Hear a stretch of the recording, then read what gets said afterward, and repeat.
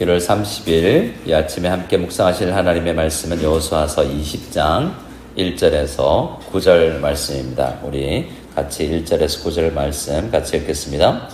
여호와께서 여호수아에게 말씀하여 이르시되 이스라엘 자손에게 말하여 이르기를 내가 모세를 통하여 너희에게 말한 도피성들을 너희를 위해 정하여 부지 중에 실수로 사람을 죽인 자를 그리로 도망하게 하라.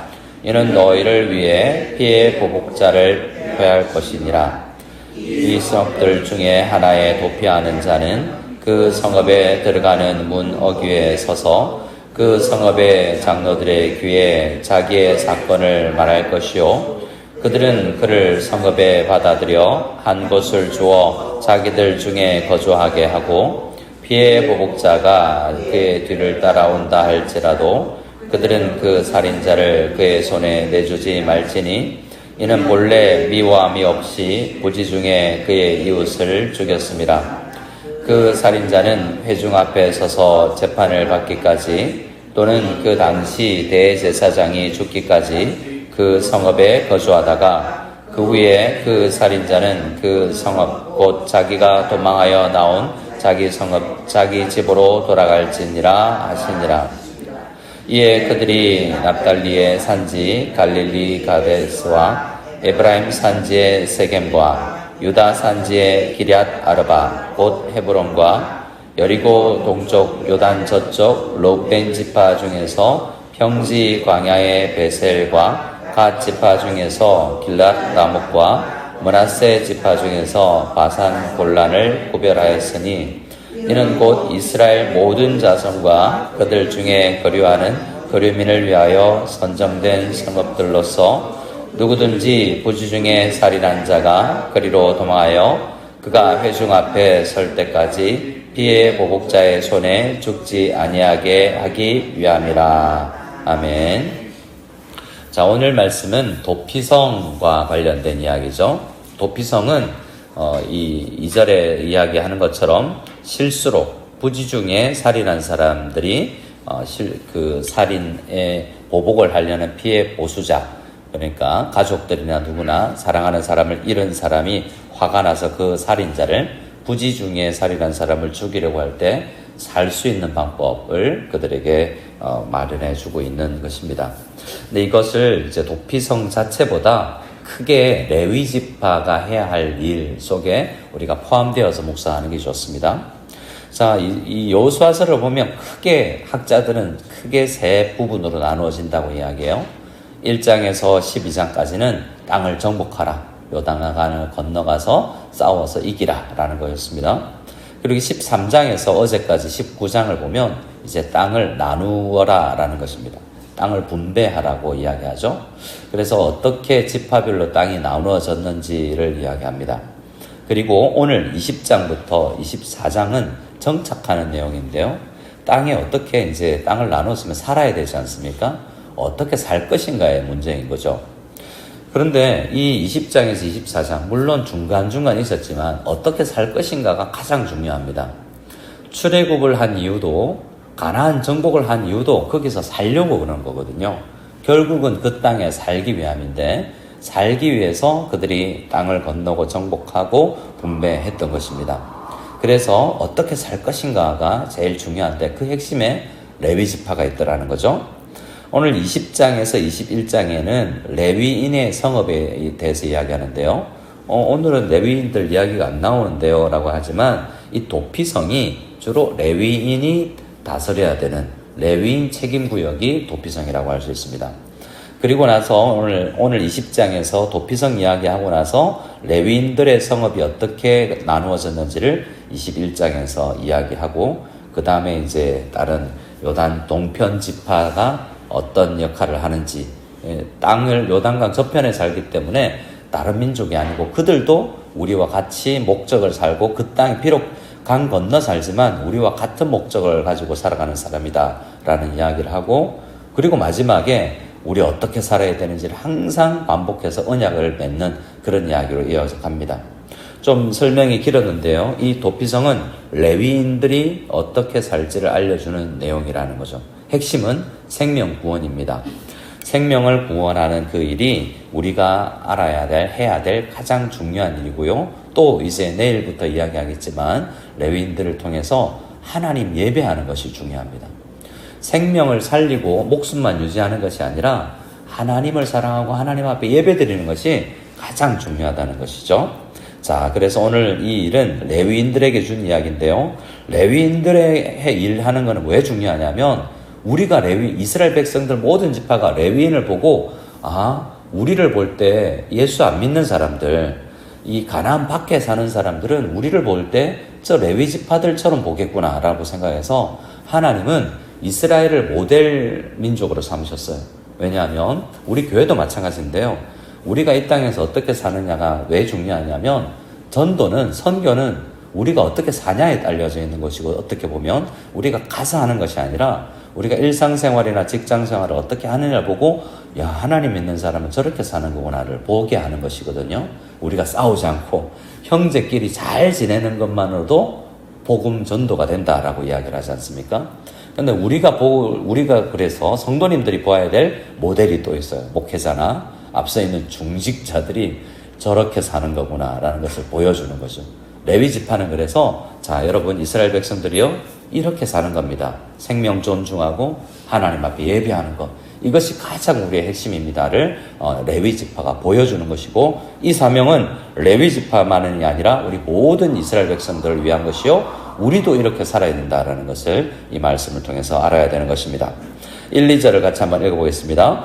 여호와께서 여호수아에게 말씀하여 이르시되 이스라엘 자손에게 말하여 이르기를 내가 모세를 통하여 너에게 말한 도피성을 너희를 위하여 정하여 부지 중에 실수로 사람을 죽인 자를 그리로 도망하게 하라. 이는 너희를 위해 피해 보복자를 피할 곳이니라. 아멘. 부지 중에 실수한 사람이 그냥 죄가 덜하잖아요. 고의로 살인한 사람은 사형입니다. 근데 부지 중에 실수로 실수로 사람을 죽이면 그 사람은 재판을 받아야 되는데 정상적인 재판을 받기 전에 보복을 당해서 죽어버릴 수 있기 때문에 그 사람들을 위해서 따로 여러 땅을 나눈 가운데 6개를 마련해 줍니다. 그 마련해 준 땅이 어디 있냐면 7절부터 설명이 되어 있는데요. 7절 8절입니다. 이에 그들이 납달리의 산지에, 납달리부터는 세 곳을 이야기하는데요. 요단 서쪽을 이야기하고 있습니다. 납달리의 산지 갈릴리 게데스와, 갈릴리는 저 북쪽이죠. 에브라임 산지의 세겜과 중간입니다. 유다 산지의 기럇 아르바 남쪽이에요. 그래서 요단강을 중앙으로 해서 왼쪽에 북쪽, 중간, 남쪽에 세 곳의 산지에, 왜 산지 땅에다 가냐면 멀리서도 잘 보이도록, 표지판은 잘 보여야 되지 않습니까? 언제든지 달려갈 수 있도록. 왜 위에, 중간에, 아래 하나씩이냐? 언제나 어디서나 달려갈 수 있도록 가까운 곳에 위치할 수 있도록 그렇게 만든 것입니다. 그리고 8절을 보면 여리고 동쪽, 요단 저쪽, 그러니까 세 지파가 요단강 건너편의 땅을 분배받았지 않습니까? 롯벤 지파 중에서 평지 광야의 베셀, 그리고 갓 지파 중에서 길랄라못, 므낫세 지파 중에서 바산 골란이라고 해서 이 요단 저쪽에는 평지에 또 잘 보이는 성읍을 이렇게 북쪽, 중간 쪽, 남쪽에서 세 군데, 전체 6군데를 마련한 것입니다. 그래서 중요한 병원, 그리고 경찰서 이런 것은 적절한 위치에 빨리 다다를 수 있는 곳에 있어야 되지 않겠습니까? 그것처럼 항상 실수하더라도 살 수 있는 길을 열어주는 그 거리에 하나님께서 적절한 거리에 6성읍을 마련해 주신 것입니다. 그러면 거기 가기만 하면 사는가? 그렇지 않습니다. 4절부터 보면 이 성읍들 중에 하나에 도피하는 자는 그 성읍에 들어가는 문 어귀에 서서 그 성읍의 장로들의 귀에 내가 이런 일로 내가 도망왔다라고 알려야 됩니다. 그러면 그 성읍의 장로들은 문을 열어주고 그들과 함께 살아야 돼요. 한번 생각해 보세요. 위험이 있는 겁니다. 살인을 했다고 주장하는 사람이 온 거죠. 우리가 레위 성읍의 이 도피성에 사는 제사장들과 이 레위 지파와 장로들이라고 생각해 보세요. 우리는 항상 살인한 사람이 오는데 이런 사건을 내가 저지르고 왔습니다 라고 하면 문을 열어줘야 돼요. 마음이 어떻겠습니까? 그리고 우리 집 옆에 살게 해야 돼요.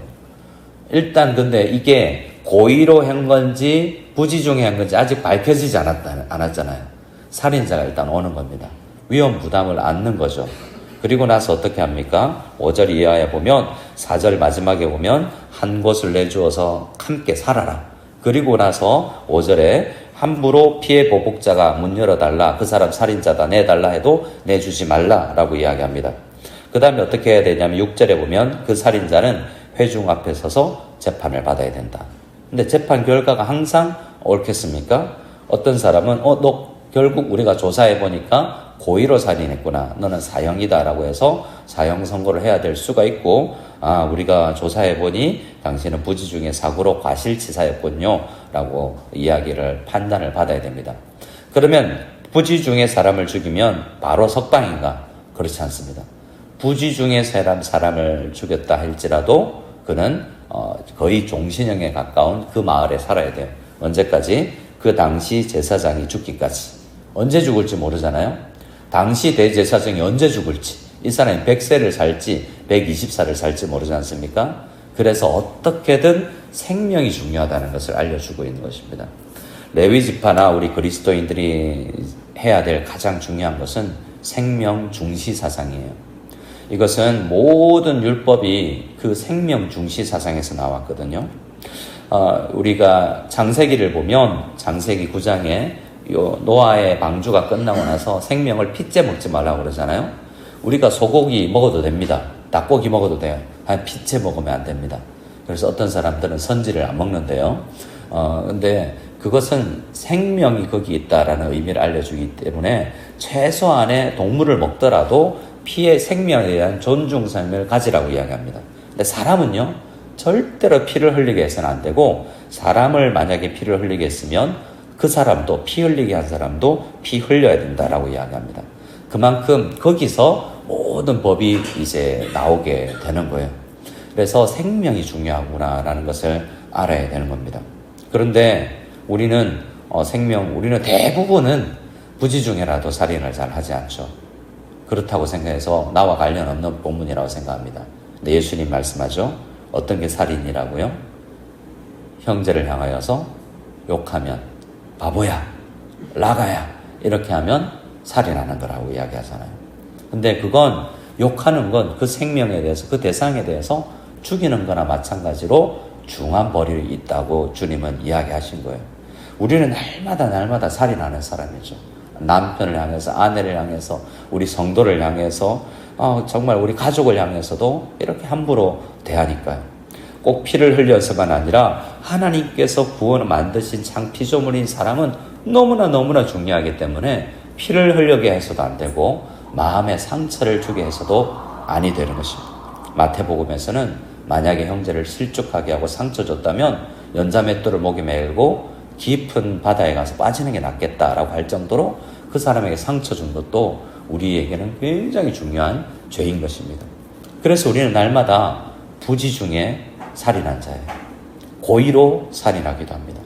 그런데 하나님은요, 고의로 살인한 사람도 구원해 주시잖아요. 예수님은. 그래서 우리는 날마다 그 도피성이 상징하는 것이 십자가 예수님이라는 것을 생각하고, 나는 날마다 예수님이 필요한 사람입니다 라고 생각하며 주님 앞에 달려가야 되는 것입니다. 우리 주님은 멀리 계시지 않습니다. 언제나 손 내밀면 우리 성경이 있고요. 언제나 우리가 조금만 가면 예배의 자리가 있고, 언제나 우리가 마음만 먹으면 교회당에 나올 수가 있는 것입니다. 우리 주님 앞에 날마다 나는 부지 중에 살인하는 자요, 나는 부지 중에 나는 형제를 피 흘리게 한 사람입니다 라는 것을 고백하고 주님 앞에 달려가서 용서를 구하며 그 형제를 위해서 오히려 사람을 살리는, 영혼을 살리는 사람으로 살아갈 수 있도록 도와주십시오 라고 주님 앞에 기도하며 나가는 이 아침이 다 될 수 있기를 소원합니다. 아멘.